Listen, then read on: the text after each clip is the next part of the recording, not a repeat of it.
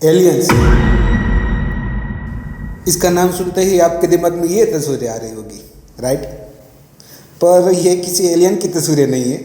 चलो इसका तो पता चल ही जाएगा इस वीडियो में, क्योंकि नासा जैसी स्पेस एजेंसी के उन सीक्रेट मिशन के बारे में बात करेंगे इस वीडियो में, जो एलियन के साथ डिस्कस करने की तैयारी कर रहे हैं। नासा के एम्प्लॉय काफ़ी हार्ड टेस्ट पास होने के बाद सिलेक्ट होते हैं और उसे नासा में एंट्री मिलती है। तो उन एम्प्लॉयर की सोचने का नज़रिया ऐसा बिल्कुल नहीं होगा कि था, थी या हुआ था, ऐसी बातों पर भरोसा करके कुछ डिसाइड करें और आगे बढ़े, बल्कि वो तो एक प्रूफेड चीज़ों पर ही भरोसा करेंगे और उस प्रूफ को देखने के बाद ही कुछ डिसाइड करेंगे और बात को आगे बढ़ाएंगे। इनमें से भी कुछ टॉप एम्प्लॉयर की एक टीम होती है नासा में, और उस टीम के हाथ आखिर ऐसा कौन सा प्रूफ लगा है एलियंस होने का, जो ऐसे भिन्न भिन्न प्रकार के तरीके आजमाते हैं एलियंस से कांटेक्ट करने के लिए, और कौन से तरीके कितने % सक्सेस हुए ये जानते हैं इस स्पेस में घूमते हुए वीडियो में, जिसका टाइटल है रियलिटी ऑफ एलियंस। 1961 में फ्रेंच स्पेस एजेंसी में काम करने वाले साइंटिस्ट जैकस वेली और उनकी टीम ने अर्थ के ऑपोजिट साइड घूमता हुआ एक सैटेलाइट की खोज की। पर उस टाइम अर्थ में किसी भी कंट्री के पास इतनी एडवांस टेक्नोलॉजी नहीं थी कि अर्थ के ऑपोजिट साइड में अपना सैटेलाइट लॉन्च कर पाए। तो आखिर ये अनजान सैटेलाइट था किसका? इन्हीं सवालों के जवाब जैकस वेली और उसकी टीम ढूंढ पाए। उससे पहले उसी के टीम के एक बेनामी सुपीरियर ने वो सारे रिकॉर्ड्स और फाइंडिंग टिप्स हमेशा के लिए इरेज कर दिया, ताकि दुनिया कभी भी इस अनजान सैटेलाइट के बारे में जान ना पाए कि आखिर वो सैटेलाइट किसका था। कुछ लोगों का मानना है कि सरकार उसे दुनिया के सामने आने ही नहीं देना चाहती थी। जैकस वेली का प्रोजेक्ट वहीं पे थम गया और वो सैटेलाइट कहाँ से आया था आज तक किसी को पता नहीं चला। पर इसके ठीक 16 सालों बाद 15 अगस्त 1977 में स्पेस से एक अनजान सा रेडियो सिग्नल मिला, जो 4020 मेगाहर्ट्ज की फ्रीक्वेंसी में आया था, और ये सिग्नल सोशल मीडिया के हर एक प्लेटफॉर्म में कोने कोने में छाया हुआ है, और उनका कहना है कि ये सिग्नल किसी एलियन ने भेजा है। पर नासा के रिपोर्ट के मुताबिक नासा को किसी रेडियो सिग्नल पर भरोसा ही नहीं है।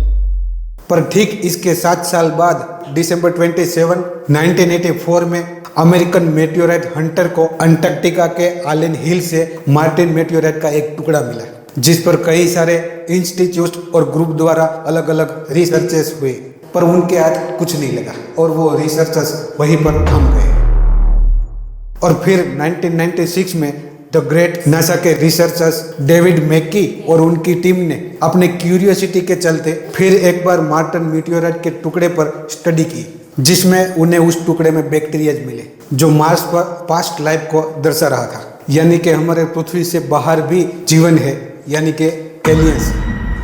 एलियंस को अगर सिंपल भाषा में समझे तो जैसे हमारे घर पर हमारे कोई रिलेटिव आते हैं तो उसे हम गेस्ट या मेहमान कहते हैं, ठीक उसी तरह किसी अदर प्लेनेट से अगर हमारे पृथ्वी पर कोई आएगा तो उसे हम एलियंस कहते हैं। जैसे कि एलोन मस्क मंगल पर लोगों को भेजने के प्रोजेक्ट पर काम कर रहे हैं, और वहाँ पर लोग जाएंगे तो वहाँ पर अगर पहले से कोई जीव है तो उनके लिए हम खुद एक एलियंस हैं। तो coming back this topic, NASA के लिए ये 2 प्रूफ किसी जड़ी बूटी से कम नहीं थे ये कंफर्म करने के लिए बाहरी दुनिया में कहीं एलियंस है।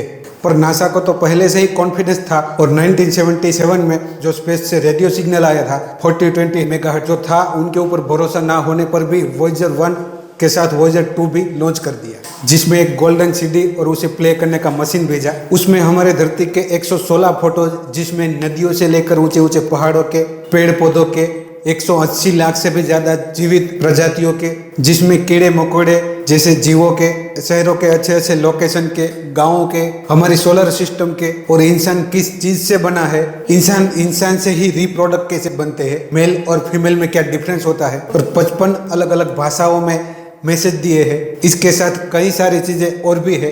पर ये सब सुनकर आपके दिमाग में एक ही सवाल आ रहा होगा कि अगर ये सीडी किसी एलियन को मिल भी गई तो क्या वो इसे इस्तेमाल करना जानते होंगे? अगर नहीं जानते तो इस पे नासा के साइंटिस्ट ने इंस्ट्रक्शन दिए हैं कि इस सीडी को कैसे प्ले करें और कौन सी फ्रीक्वेंसी में रखेंगे, और ये हिंदी, गुजराती या इंग्लिश में नहीं बल्कि फिजिक्स और मैथमेटिक्स में, जिसमें ये दिखाया है कि इस सीडी को कैसे प्ले करें और कौन सी फ्रीक्वेंसी में रखेंगे। और ये सीडी कहाँ से आई है, किस यूनिवर्स से आई है, ये सारे चीजें ये सिंबल दर्शाते हैं। और इसकी दूसरी कॉपी वॉयेजर 1 पे भी भेजी है, जो 2012 में हमारे सोलर सिस्टम को भी क्रॉस कर गया है। पर इन 44 ईयर्स में अभी तक कोई रिप्लाई नहीं आया है। पर इतना लंबा इंतजार ऑस्ट्रेलियन के खगोल शास्त्री जोसेफ जोहान से नहीं हुआ और उसने तगड़म दिमाग लगाया एलियंस को धरती पर लाने का, पृथ्वी पर आग लगा के, पूरी पृथ्वी पर नहीं, सहारा डिजिट पर ही। और उस आग को देखकर अगर स्पेस में कोई एलियंस उसे देख रहे तो धरती पर हमें बचाने आए। पर नासा को पहले से ही पता था कि बुद्धू सा प्लान अनसक्सेस है और उसने अपना मिशन लॉन्च कर दिया जिसका नाम था केपलर मिशन। और उसने ये बात का खुलासा किया कि गैलेक्सी में 5,30,506 स्टार है और 20,662 प्लैनेट्स हैं। इसके अलावा केपलर मशीन का काम था प्लैनेट्स की हैबिटेबिलिटी पर स्टडी करना। और इन सभी स्टडी के लिए इसमें एक सोल साइंटिफिक इंस्ट्रूमेंट फिट किया गया जो है फोटोमीटर। फोटोमीटर का काम है इलेक्ट्रोमैग्नेटिक रेडिएशन की रेंज का पता लगाना। फोटो रजिस्टर की मदद से प्लैनेट्स पर या स्टार पर आने वाले लाइट को इलेक्ट्रिक करंट में कन्वर्ट करते हैं और उस सिग्नल पे साइंटिस्ट स्टडी करते हैं। पर इतना सब कुछ करने के बाद भी अभी तक नासा का एलियंस के साथ हाय हेलो केम छो भी नहीं हुआ। पर रिसेंटली नासा ने 2 डजन लोगों को हायर किया है सिर्फ इसी वजह से कि एलियंस धरती पर आने पर उसका रिएक्शन क्या होगा। तो फ्रेंड्स, इस वीडियो में कुछ नई जानकारी मिली तो इस वीडियो को लाइक करें, अपने दोस्तों के साथ शेयर करें। अगर आप नए हैं इस चैनल पर तो इस चैनल को सब्सक्राइब करें। मिलते हैं और किसी नए वीडियो में, तब तक के लिए गुड बाय।